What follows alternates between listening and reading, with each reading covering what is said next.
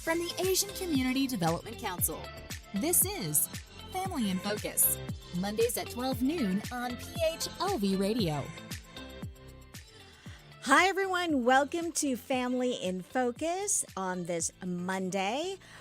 We are so excited to be bringing this show to you today, this show about the Asian American experience here in Southern Nevada and beyond. And we're really going to get to celebrate. If you can see what I'm wearing right now, it's actually a traditional Vietnamese attire called Áo Dài, right? So I'm wearing this because we're actually celebrating, of course, this month, this week is the Chinese New Year celebration, Lunar New Year celebration for all kinds of Asian countries, including the Vietnamese American people here in the U.S. and here in Southern Nevada. And we want to talk about that. There's a special event that's coming up this weekend. So we have some special guests in the studio with us, the organizers of this event that's coming up on Sunday. We have Kim Young Ho and also Van Plogman right next to her. They are part of the Viet Nevada Culture nonprofit. So they are the main organizers of this event. We also have Chris Ho, who is a board member of Viet Nevada Culture, also a local business owner here in town, joining us in the show.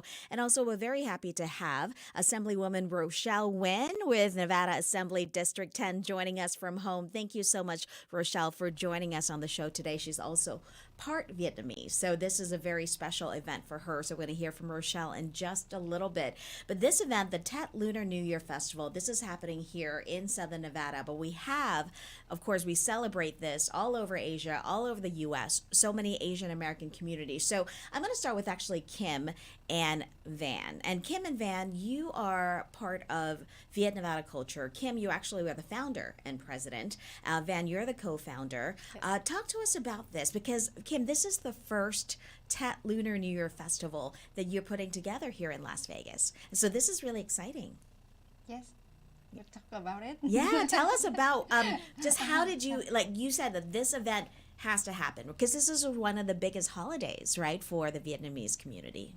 Yes, we prepared kind of some months ago, but without you and without Rochelle, is not going to happen. But we're so grateful, like we have the universe come to help us. So I think Vong is the event director, and she go through the event with you.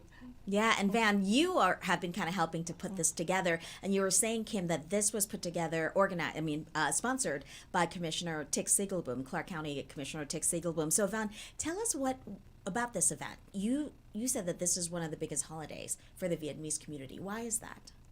Yes, so because as you know, the Vietnamese Tet is a big traditional holiday for the Vietnamese people, as long as like Lunar New Year, with many other Asian countries.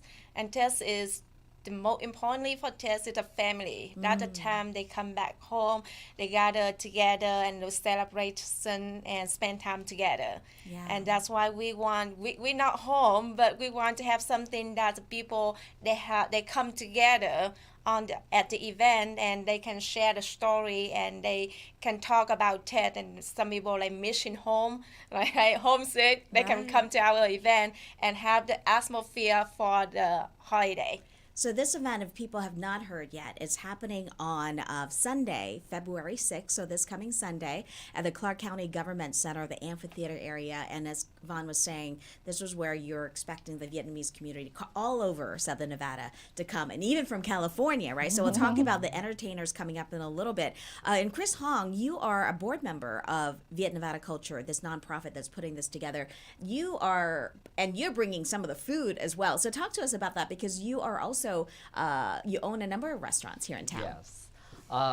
Thank you for having me today as a part of the new member of Viet Nevada Culture. So I'm very excited to take part in this event as well. So we in traditional Vietnamese, we eat like other cultures. We eat specific food on specific occasions. So today we bring up a very common particular food that is called bánh tét, which is sticky, which is made from the sticky rice, mung bean, and then pork belly is wrapped in like banana leaf shape like you that. You brought the props with you. Yes, that's an example. Yeah. And then we wrap it, and then we have it enjoy with some pickled veggies and pork loaf like all of us we have. And also there's a more like Vietnamese braised pork with eggs.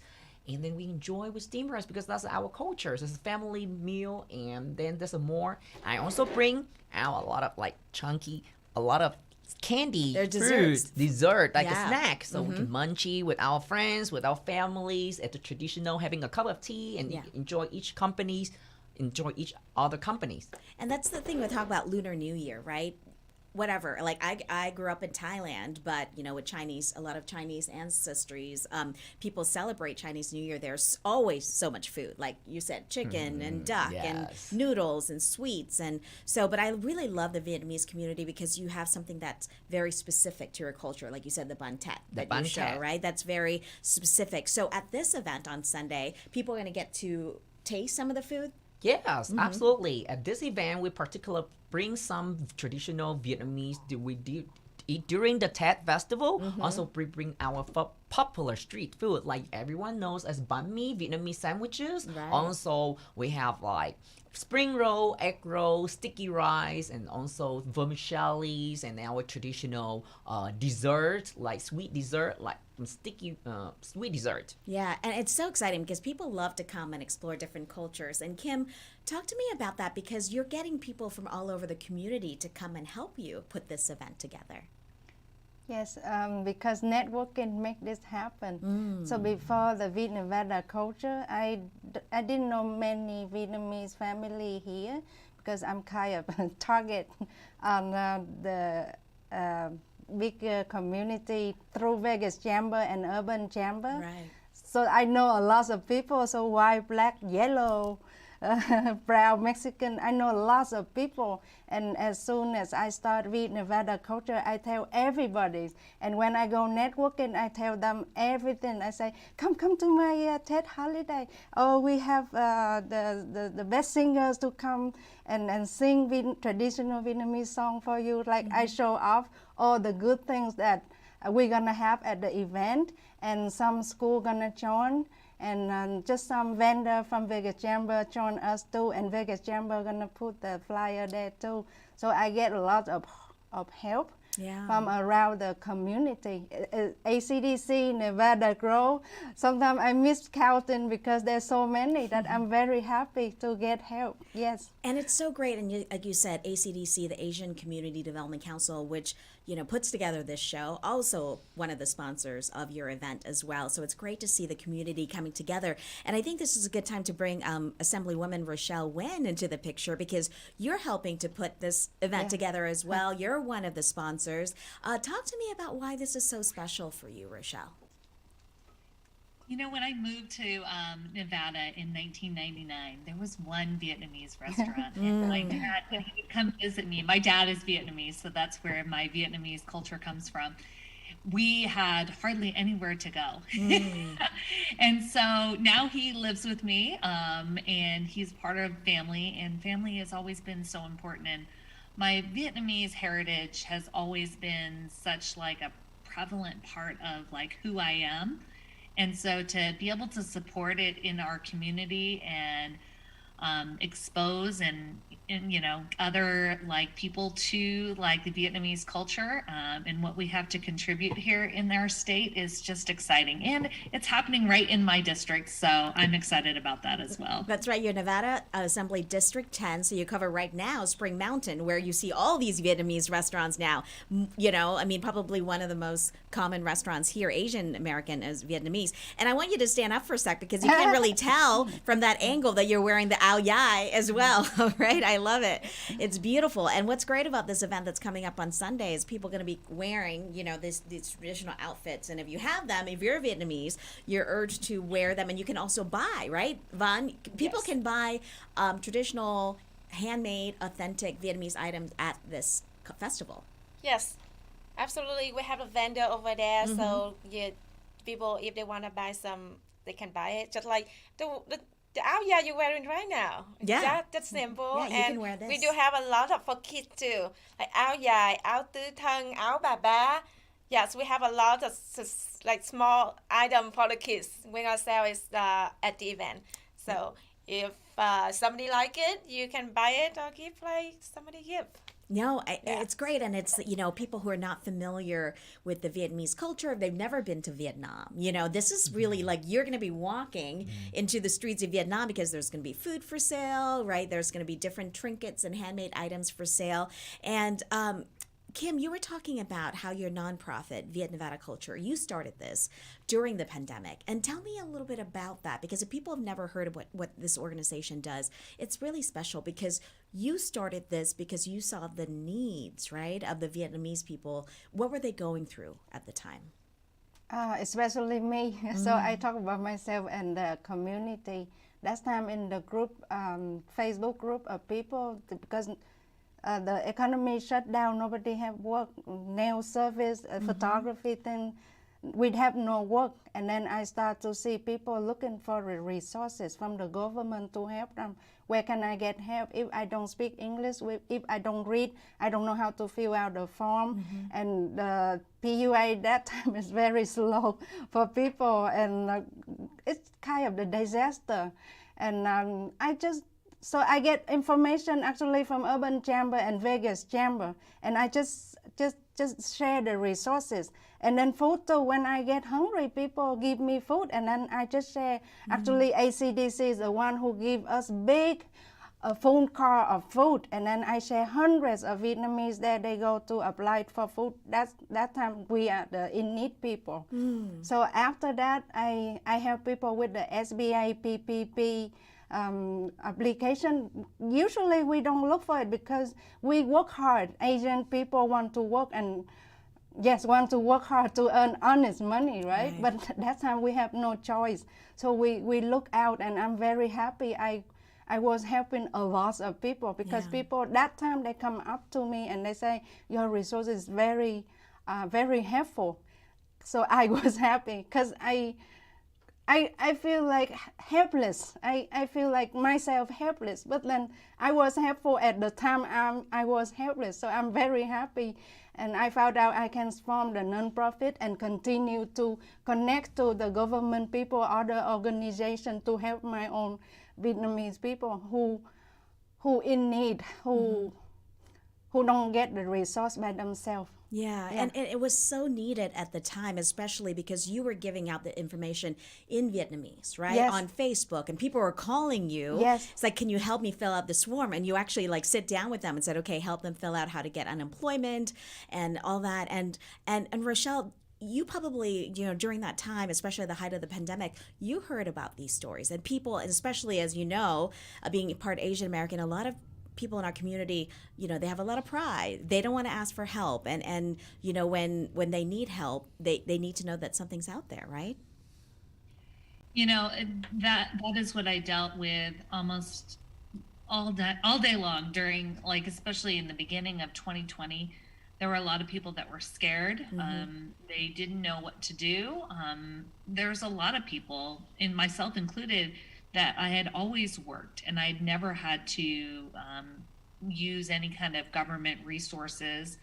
And I think the blessing and was that there were people like him who saw what was available and connected people to those resources. And having that information in your own native language, your first language, is so helpful. I know that as a child of an immigrant, and my dad doesn't speak English very well, I grew up like interpreting and like filling out forms and helping him out.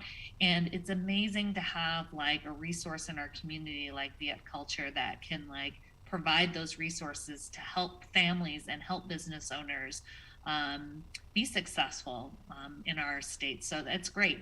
And there are certain programs like Nevada Grow that at the legislature, like we helped fund that. And so to see those resources used in such a positive way to impact so many lives has just been fantastic as well. And having someone like you, Rochelle, I think in your position, supporting and advocating groups that like Nevada Grow, that in turn help support groups like Nevada Viet Culture, it becomes a full circle in a way, right? Especially, and Rochelle, you can speak to this, the growing number of Asian American communities here in Las Vegas. As I think Vietnamese, we're up to 40,000 plus now here in Southern Nevada alone, right? It is. And, you talked about how there aren't very many like Asian Americans in state government or even in local government right now. So I love the idea that we're in, it's so fitting that it's on, celebrating Tet in the new year, this coming together of family and community. Kim talked about how networking was like what has made this so successful for her. And networking is more than just like getting business cards and learning names. It's creating those like relationships with people in the community. Because, the one thing I found during COVID is that we can come together as a community like no other. Yeah. We'll work together, we will support each other, we will feed each other, we will help each other get involved. And so there's such like a level of community. And I think it starts with individuals like the people on this call that come together and are like, how can I help my neighbor? How can I help my friend? How can I help this stranger who needs help and doesn't have anyone right now? So I'm always inspired and encouraged by the efforts of everyone in the community. And I think it's great. And this event this coming Sunday, again, February 6th, from 1 to 5 p.m. I would just put a poster up here of this event, the Vietnamese Lunar New Year Festival, which is sponsored by Commissioner Siegelboom and also Assemblywoman Rochelle Nguyen, too. And, Rochelle was just saying, Chris, about how bringing people together and the community together is so important. And a big part of that is food, right? And talk to me about your experience as a business owner, because you own a number of restaurants here in town. How was the pandemic and how did that affect you? I'm sure you were affected like other restaurant owners, right, during that time? Yes, absolutely. I remember that during at the first beginning of the 2020, there's a business that was a shutdown. I was really didn't know what to do because we were normal working hard, and then eventually it was shut down. I didn't know what to do, and then I was like, what we should do. Eventually, we have to follow with the local government that we have to shut down eventually. Right. And then we cannot bring our dine-in, especially dine-in resources. One of my restaurants is close to the strip. So we base my clients are based on most of the tourists. So when completely shut down, our income, our revenue dropped more than 60%. Wow. So, but we still have to stay open in order to stay alive during that pandemic. Yeah. So I will remember, and at that time, our food resources, we was short of supply, short of staff because everybody was afraid of the COVID because they were scared. And then we only have 2 or 3 that loyalty staff to work together to bring up to getting the restaurant survive during that time. I was working double and triple, but while other people still stay home and then they because they were afraid of COVID, but it's my business. It's like my baby. I have to continue working hard in order to, either I have to survive or I have to, give up my restaurant. So my family, we work hard every single day, even longer hours. And then I was applying because everybody is rushing to buy. At that time, you remember that people buying a lot of toilet papers and all of that. I was with rice and all the food. So we have to be like our limited resources. Yeah. And also when revenue dropped, we still have hard time with the rain, but thanks to the community, thanks to the list that the government help a lot of aid, a lot of help out. So then I start to finding more resources to help me. But thanks to all of the fund, all of the PPP loan and all of SBA loans, so we can go through that and we survive until now. So that's pretty appreciated for all of the people's help. And then I saw that at that moment we are becoming stronger help as a community as well. And Von, I'm sure, people like him, when you were saying we need someone to help be part of an organization as a board member, why is someone like Chris such a important person to help you? He basically has gone through that experience, right? So he understands what you're going through and who you're trying to help. At the beginning, when we formed the firm, Kim kind of asked me, invite him to be a board member. I was skeptical. You were skeptical? Yes. Why is that? Because when I get involved with someone, I want to learn more about them, because it's just some stranger you meet somewhere, right. 1 or 2 times, you don't really know about them. So that's why after a lot of time, we get together with Chris, and the first our ribbon cutting, I asked him, can you be our host? And he jumped in right away. And at night, he start practicing rehearsal at home. He recorded, he sent it to me. He said, hey, I'm practicing. Is it good? I said, oh, he really into it. And he willing to have, and everything that we asked him, he put 100%. So I think I told him, now I'm more comfortable with him, and I believe in him that he is a perfect member for us, that he can contribute his ability and helping us to grow and maintain helping other people, because another thing that he have different experience he can contribute for our foundation. Yeah, and this organization is now it started, you said, ribbon cutting, where Assemblywoman Rochelle Nguyen was also at that ribbon cutting last August. And Kim, to see how this organization has grown from just you sitting in your living room taking phone calls from people to where now you're going to be holding your first Tet Lunar New Year Festival coming up this coming Sunday. What are you feeling right now? Recently, I talked with Vân a lot about that. If you have a God, you're gonna trust God.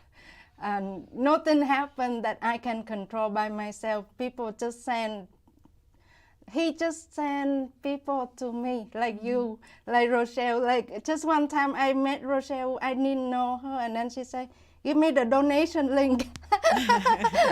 And then I know that I get support. Money is good, but the support from people make me feel like very grateful, right? Because they can see how I work. You gain some trust, but some people still don't trust. It's kind of hard, but God always send the right people to me, always. Yeah. All the time until this Tet holiday. I think I have to believe something is not like only people, something, some God of you. Yeah. And this is, what this holiday is all about, right? Just bringing in good luck and fortune and New Year. And Rochelle, I know you've been back to Vietnam, years ago, but, this tradition, even though you grew up here in the U.S., do you celebrate? Like, what do you usually do during this traditional Tet Lunar New Year festival? I think it was touched on. I feel like all of my family, we eat. Right, it's all about the food. I have to say, I don't think there is a celebration that we don't eat at, but definitely I do associate it with like family and new beginnings and luck. And as a child, and my kids, they are waiting for their little red envelopes with money. So definitely food and drink and good luck and a new year, and just some of that positive possibility that it's been a rough couple of years. It's been a rough year for our community. I know that we are suffering more than other communities at certain times. I can't tell you how much hate mail I get. You would think I created the COVID virus. People contact me from all over the country with just hateful things. We've had members in our, Asian members of our own community and business community that have been impacted in very physical, emotional, and very real ways. So, having a celebration like this with so much positivity and bringing people together and connecting them and building those relationships, I think will make us stronger and able to cope going forward in the future. Yeah, that's a great point. A lot of this stems from, people not really understanding, that they're different groups, that Asian people are not all the same. When they're during the pandemic, when we're talking about Chinese virus, they're thinking all of us are from China or, things like that. So I think what really makes, this area really just such a vibrant place, because we have people from all over the world, right? We have Vietnamese American, Thai American, Chinese American, making this such an amazing place. And I'm so excited for this festival. What are you most excited about, Chris, to being part of? What are you most excited for Sunday? I know we have some really cool performers who are coming, right? I am the first part that I'm excited is that I can bring our cultures to more friends for not only Vietnamese community, but for all of the American, Filipino, Thai, and all Asian community, Mexican, Latino communities as well. So because we want to share our cultures, it's not only the Chinese New Year, but we still have our own very, very specific culture that we want to share with everybody as well. So that's why I'm very excited, because this is our first event, but we try our best to do what we can within our ability and within help of a lot of sponsors. So that I'm very excited, and to take part in this particular event, I try my best to do what I can to show that we as a Vietnamese, we're still building our community stronger. So to unite it, every Vietnamese in all part of in the U.S.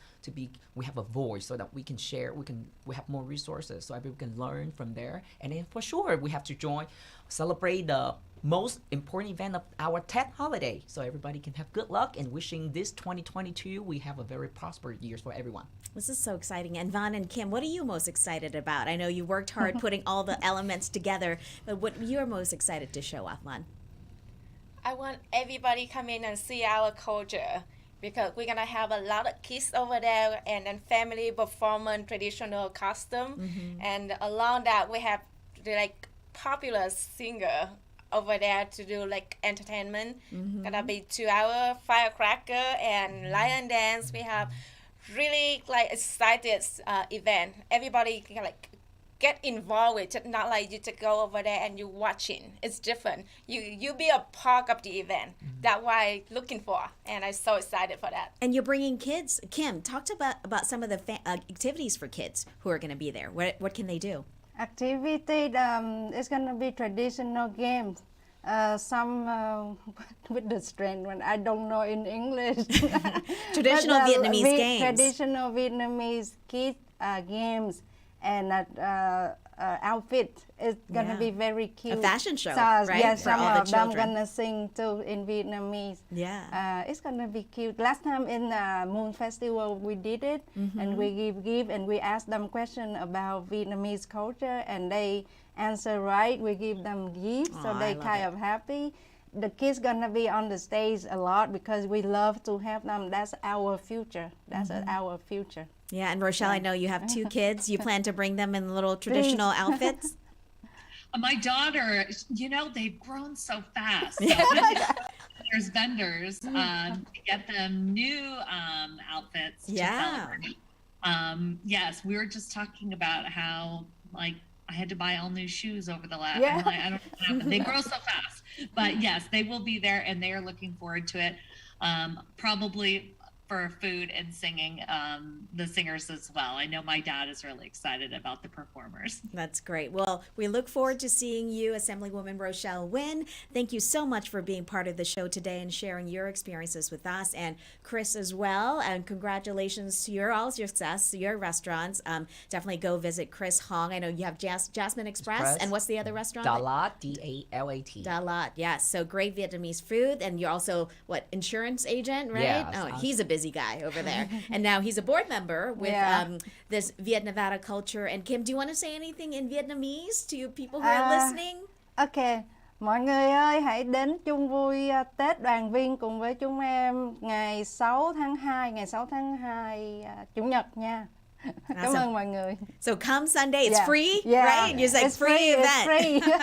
Free is always good. Yeah, free But is it's always fun. good. Free and fun. Hey, Awesome. Kim, were you supposed to say something from the Vietnamese Student Association? Oh yeah, I forgot. Oh, that's I need- right. You have a I statement. need to read Yes. that. Let Thanks me- for the reminder, Rochelle. Oh, thank you. I'm excited. I love seeing all these Yes. kids, and obviously, the student government aspect and the Yes. Vietnamese Yes. culture aspect together is my favorite.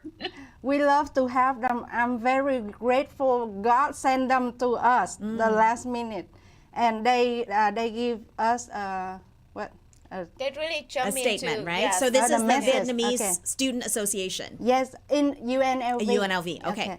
We, the Vietnamese Student Association at University of Nevada, Las Vegas, are honored and delighted to have this opportunity to collaborate with the Nevada culture. Even though we are still fairly new, we are actively looking for ways to expand our horizons and present our wonderful culture to fellow students at UNLV. Awesome. That is wonderful. Well, thank you so much for the students at UNLV. You have so many volunteers coming to help you. Yes. Again, we want to put up this poster, this event, the Tet Lunar New Year Festival first event for Viet Nevada culture. So come and support them. Again, it's a free event open to the public from 1 to 5 p.m. at the Clark County Government Center Amphitheater. That's 500 Grand Central Parkway. Lots of entertainment, as they said, dragon dance, kids fashion show, DJ, music, dancing, all kinds of fun stuff. So again, put it on the calendar for this Sunday. It should be really beautiful. It's supposed to be in the 60s and nice weather. So that's perfect to come and eat, right? Okay, so thank you so much to all my guests today, Kim and Van and Chris Hong, and also Assemblywoman Rochelle Nguyen for joining in on this conversation. And thank you so much for listening and watching for this episode of Family in Focus. And we'll see you again next week.